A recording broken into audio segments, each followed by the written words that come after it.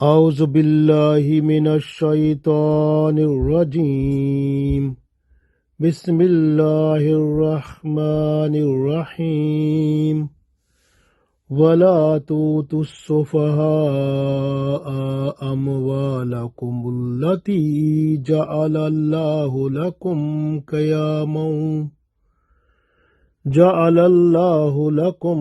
قیاما وارزقوہم فیہا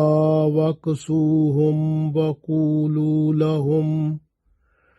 وقولوا لہم قولا معروفا۔ عزیز دوستو، السلام علیکم ورحمۃ اللہ وبرکاتہ۔ سورہ نساء آیت نمبر 5 تلاوت کی ہے۔ اس آیت میں اللہ تعالیٰ نے بہت ہی اہم جو ذمہ داری ہے اس کو ہمارے کندھوں پہ ڈالا ہے۔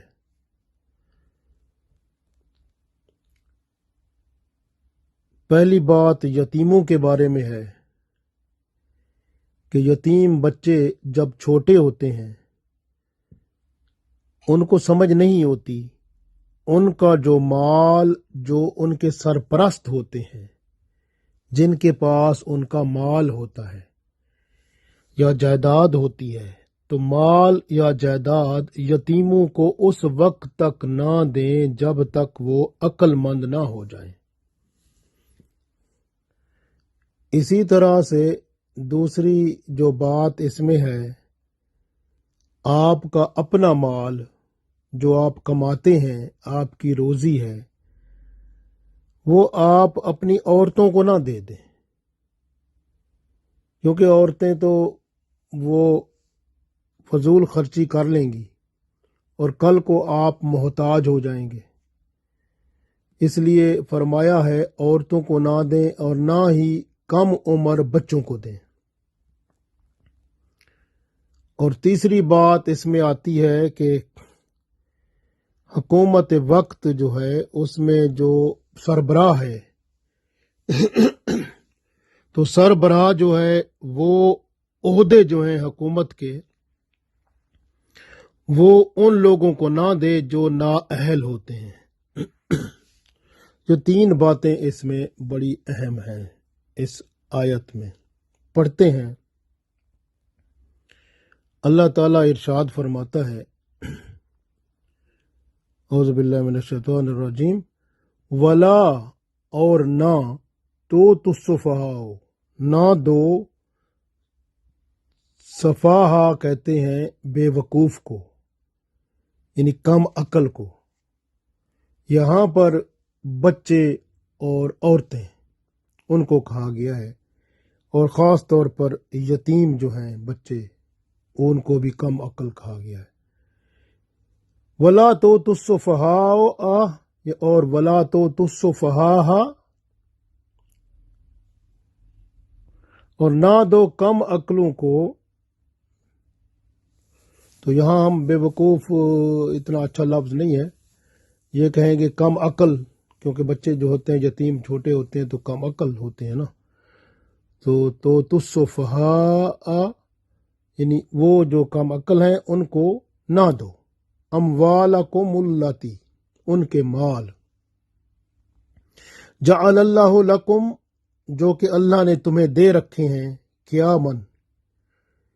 وہ اللہ نے جو تمہیں دے رکھے ہیں جو قائم رہنے کے لیے، زندگی گزارنے کے لیے۔ مال تو زندگی گزارنے کے لیے ہوتا ہے نا۔ وارزقوہم، تو پھر کیا کرو کہ ان کو تم دیتے رہو رزق، یعنی کھانا پینا، فیہا، اس میں سے، وکسوہم، اور انہیں پہناتے رہو کپڑے وغیرہ، وقولوا لہم قولا معروفا، وقولوا، اور ان سے کہو، لہم، ان سے، قولم یعنی بات، معروفہ اچھی، یعنی بہتر بات، جو معروف ہو، یعنی جو جس کو اچھا سمجھا جاتا ہو، ایسی بات خوش اخلاقی والی کرو۔ تو ابن جریر رحمۃ اللہ علیہ نے ایک آدمی جو ہے انہوں نے کہا کہ ایک آدمی نے اپنا مال اپنی بیوی کو دے دیا اور اس نے ناحق کاموں میں خرچ کر ڈالا،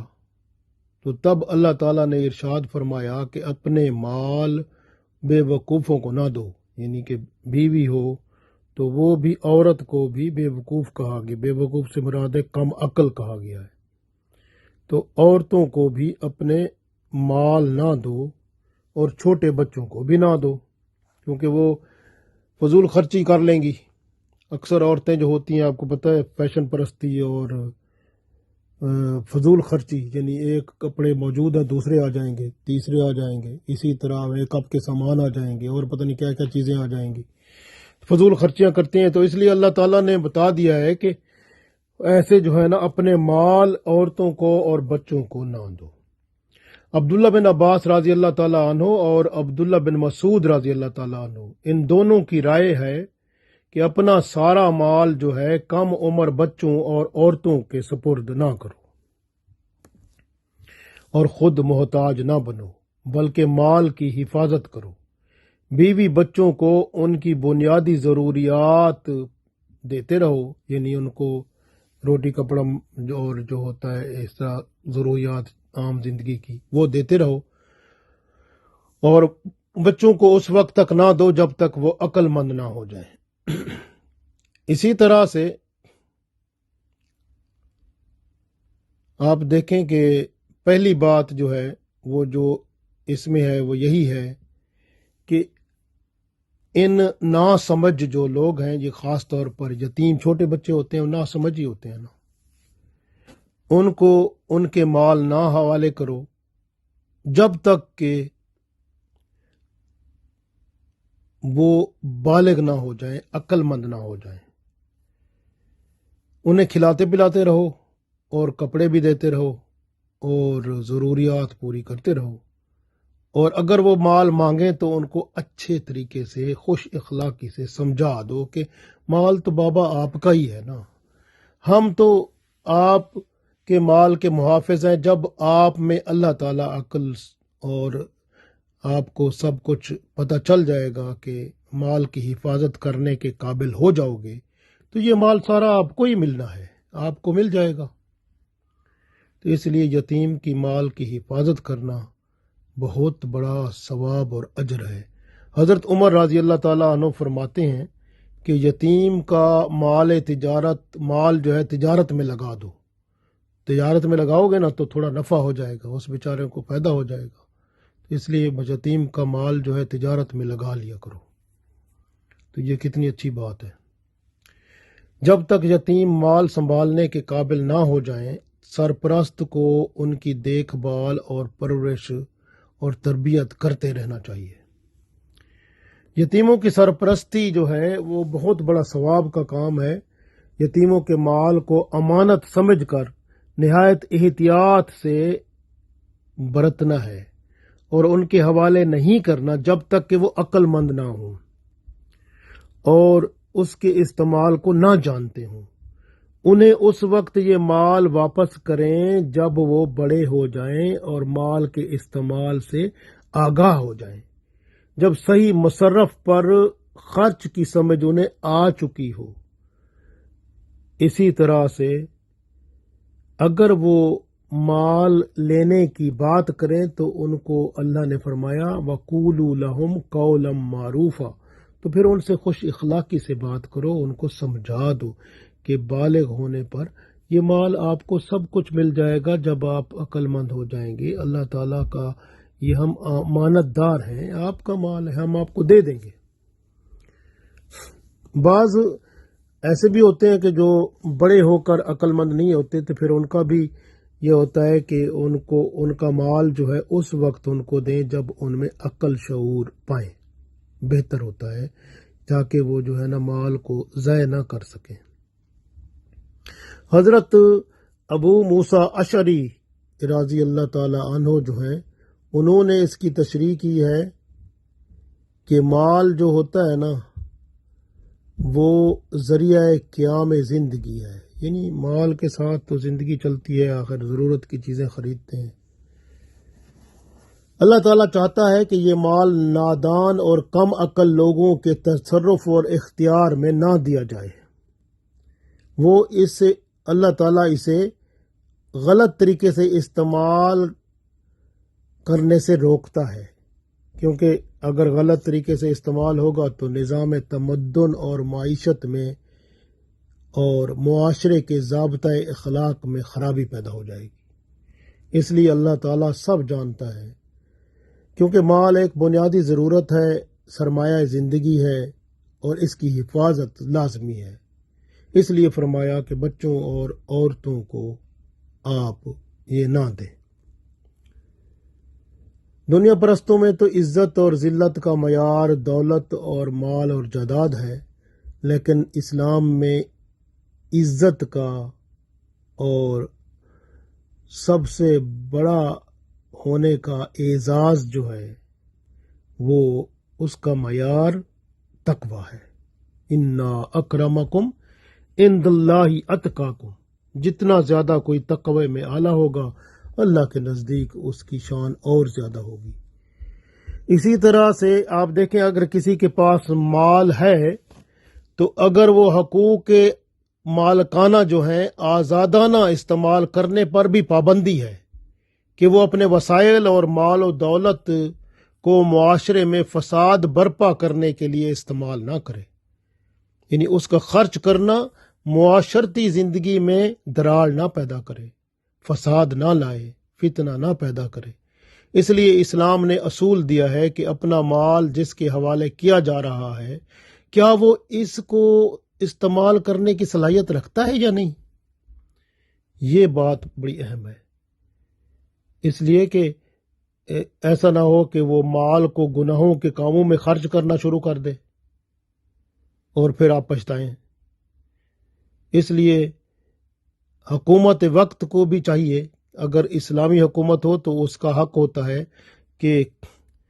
جو یتیم کا مال ہوتا ہے اس کو بھی اپنے پاس رکھے اور اس کو تجارت میں لگائے، اور پھر اس کا نفع جو ہے وہ بعد میں نفع سمیت